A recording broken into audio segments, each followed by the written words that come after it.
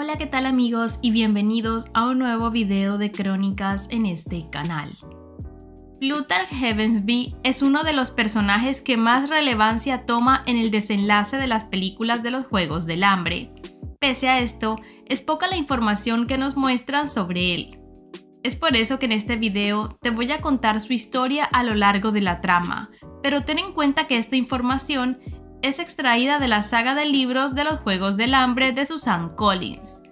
Como dato curioso, Philip Seymour Hoffman, actor que interpretó al personaje de Plutarch, falleció en el 2014, cuando aún faltaban algunas escenas por filmar, por lo que tuvimos menos contenido de él del que se pensaba, ya que muchas de sus apariciones fueron reemplazadas por otros personajes. Antes de comenzar, recuerden que en la cajita de descripción les dejo mi link de afiliado a Amazon, donde podrán obtener 30 días gratis de audiolibros ilimitados en Audible o 90 días gratis si tienes Amazon Prime. Yo suelo extraer la mayoría de las historias de audiolibros que consigo en esta plataforma, y la verdad es que tienen una amplia variedad de libros populares como Alas de Sangre, El Príncipe Cruel y Una corte de rosas y espinas, entre muchísimos otros. Así que ahí les dejo el dato. Sin más que decir, comencemos. Plutarch nació y creció en el Capitolio, por lo que su crianza fue lujosa y privilegiada, como la mayoría de los residentes de dicha ciudad. Pero a pesar de esto, Plutarch no compartía los mismos pensamientos que las personas de su entorno, quienes veían la tiranía del Capitolio y los Juegos del Hambre como algo justo y necesario. Sin embargo, este no fue un impedimento para que Plutarch se forjara una carrera en los Juegos del Hambre, haciéndose con un puesto en los más altos rangos del Capitolio y convirtiéndose así en un Game Maker. Plutarch estuvo varios años bajo el mando del Capitolio, respetando las reglas y afianzando su fidelidad hacia Snow, pero a su vez había estado hilando sus conexiones con un grupo de rebeldes clandestino cuyo objetivo era derrocar al Capitolio y poner fin a los Juegos del Hambre. Plutarch no empezó su jugada hasta que se vio lo suficientemente cerca del poder, y esto sucedió en el momento en que empezó a trabajar con el líder de los Game Maker, Seneca Crane. Su primera aparición fue anónima, y se dio durante los 74avos Juegos del Hambre, cuando se llevaban a cabo las sesiones privadas de los tributos para mostrar sus habilidades. Fue en ese momento en el que Katniss llamó su atención, luego de que lanzara una flecha clavando una manzana en la pared. Durante las entrevistas a los tributos, Caesar Flickerman pidió a Katniss que revelara información sobre sus sesiones de entrenamiento privado, pero Plutarch intervino alegando que no estaba permitido revelar dicha información. Aquella edición de los Juegos del Hambre sería la que sentaría un precedente para el Capitolio y el inicio de la rebelión que tantos años llevaba dormida esperando despertar. Y lo que lograría dicho objetivo no sería más que el símbolo de rebeldía y valentía que representó la tributo del Distrito 12, Katniss Everdeen, quien dejó como tonto al Capitolio al engañarlo con su estrategia de las bayas venenosas y consiguió la posterior ejecución de Seneca Crane. Esto permitió a Plutarch ascender al puesto de líder de los Game Maker. Esto, como era de esperarse, lo puso en una posición sumamente peligrosa, ya que cualquier paso en falso lo llevaría a una sentencia de muerte inevitable. Tras la culminación de los 74avos Juegos del Hambre, Plutarch asistió a la celebración que se llevó a cabo en la mansión del presidente Snow. Allí se acercó a Katniss, a quien sacó a bailar con permiso de Peeta. Se presentó ante ella como el jefe de los Game Maker y bromeó con ella sobre su posición, haciéndola reír, aunque en el fondo se sentía asqueada. Luego la invitó a asistir a una reunión de estrategia para los próximos Juegos del Hambre, asegurándole que, aunque era algo que normalmente se mantenía exclusivo para los Game Maker, él estaba seguro de que ella podría guardar un secreto. Tras esto, se despidió de ella, pero antes de irse, se aseguró de que viera el símbolo de sinsajo en su reloj a manera de indirecta. Claramente, había una intención oculta tras dicha conversación, y esta era la de ganar la confianza de Katniss demostrándole que la apoyaba a ella y a la rebelión por medio del símbolo de sinsajo. Sin embargo, la chica no logró captar la indirecta, sino que, por el contrario, pensó que se trataba de una desagradable moda adquirida por los ciudadanos del Capitolio.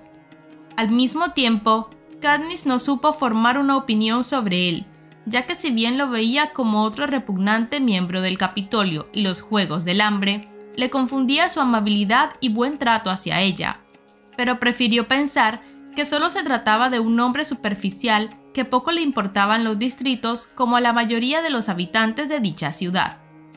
Una vez instalado en su nueva posición como Game Maker, Plutarch puso en marcha sus planes de rebelión.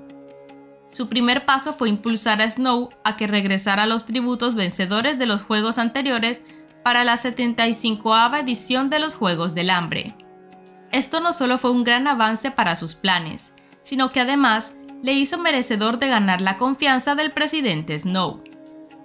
Durante la 75ª edición de los Juegos, Plutarch se aseguró de mantener distancia con Katniss, tratándola como a los demás tributos, pero aún así, asistiendo a sus sesiones de entrenamiento. En una ocasión, mientras Katniss descansaba junto a Wyrus y Beady, los tributos del Distrito 3, y él los observaba a lo lejos, Wyrus señaló que había un campo de fuerza entre los Game Maker y ellos, algo que Katniss pensó que sin duda se había puesto luego de su hazaña con la flecha y la manzana el año pasado. Claramente se trataba de otra señal disfrazada para lo que pasaría más adelante en el transcurso de los juegos.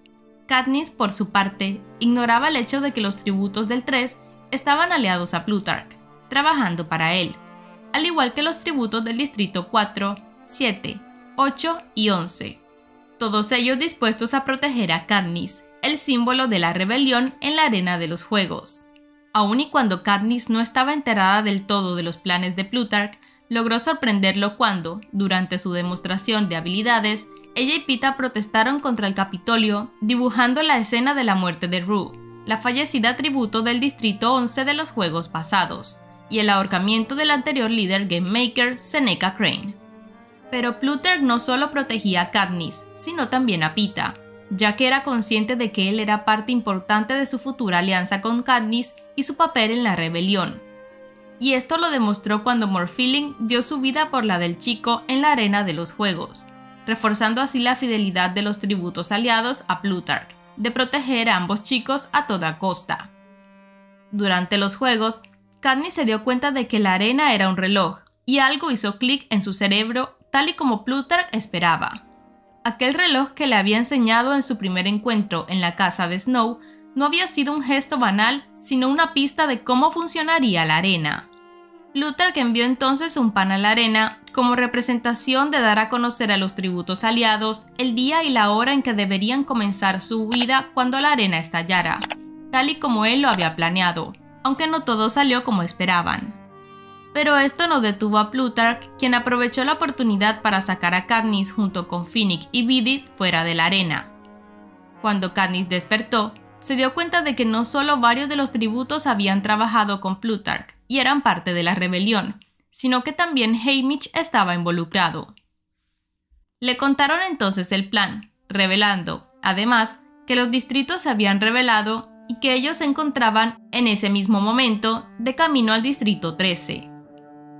La misión desde el principio había sido sacar a Katniss con vida de la arena, ya que ella representaba el símbolo más poderoso de la rebelión. Sin embargo, todo se salió de control cuando Katniss se enteró de que Peeta había sido capturado por el Capitolio, por lo que se vieron obligados a sedarla.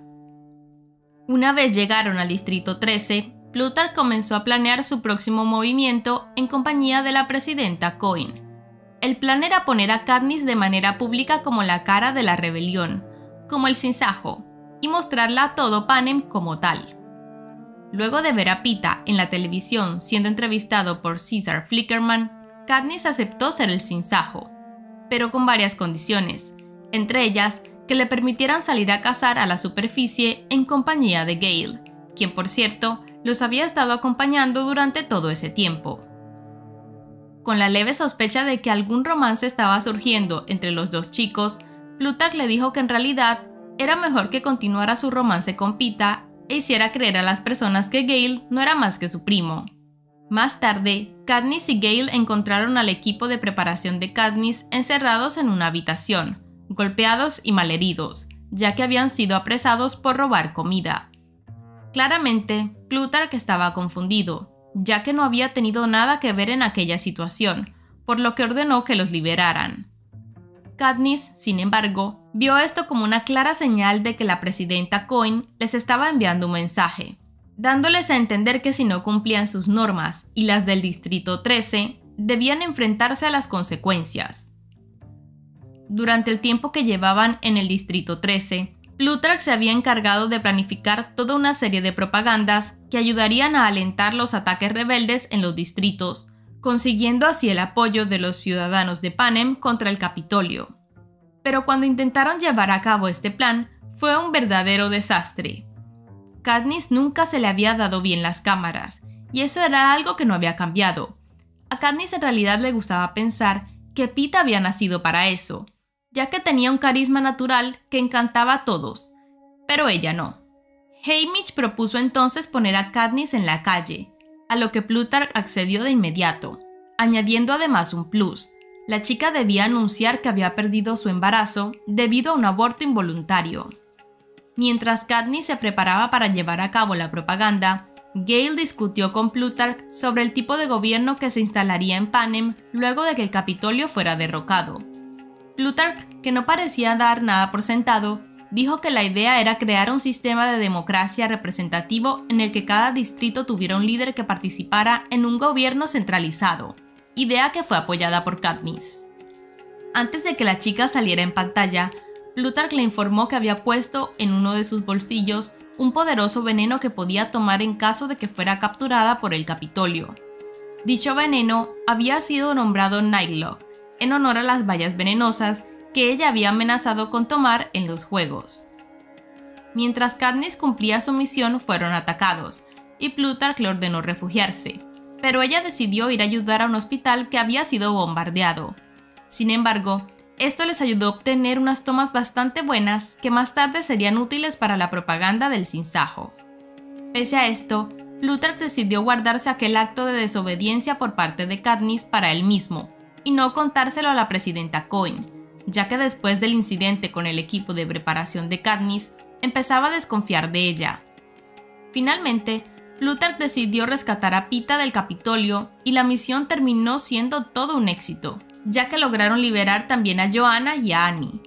Lo que no previeron fue el hecho de que a Pita le habían lavado tanto el cerebro que al ver a Katniss, su primer instinto fue asesinarla, por lo que, con ayuda de Prim, crearon un plan para revertir los traumas del chico. Plutarch también utilizó la boda de Finnick y Annie como parte de la propaganda a favor de la rebelión, jugando una vez más las mismas cartas que el Capitolio jugó contra ellos y distrayéndolos así de lo verdaderamente importante. Y es que tras esto había un plan. Katniss, Finnick y Gale, junto con el resto del equipo, serían enviados a la capital, y él los guiaría para que evitaran las trampas y explosivos alrededor de la mansión del presidente Snow. Al final de esta misión, se lanzaron bombas que mataron a muchos, incluyendo a niños. Todos pensaron que se había tratado de un movimiento de Snow, cuando en realidad había sido la presidenta Coin. Este bombardeo también fue transmitido en vivo para los distritos, lo cual fue seguramente planificado por Plutarch. De esta manera, consiguió que las personas vieran a Snow como un asesino de niños inocentes del Capitolio, cuando en realidad no había sido el autor de dichos crímenes. Y aunque parecía que Plutarch podía cruzar la línea como lo había hecho la presidenta, consiguió enmendarse cuando impidió que Coin asesinara a Effie. Durante la ejecución de Snow, Katniss decidió entonces matar a Coin, y Plutarch la defendió en el juicio ayudándola a conseguir su libertad. Más tarde, le informó que había sido nombrado jefe de comunicaciones en el nuevo gobierno, poder que usaría para que todos los crímenes de la chica fueran perdonados, y que ella era libre de hacer su vida. Plutarch fue un personaje bastante poderoso, inteligente y trascendental en la historia de los Juegos del Hambre. Hizo uso de varias de las sucias estrategias del Capitolio para usarlas a su favor, y manejó a su antojo a las personas a su alrededor para un fin en beneficio de Panem, incluyendo a Katniss. y aunque sí que tuvo la oportunidad de corromperse, como sucedió con la presidenta Coin, logró mantenerse firme hasta conseguir su objetivo.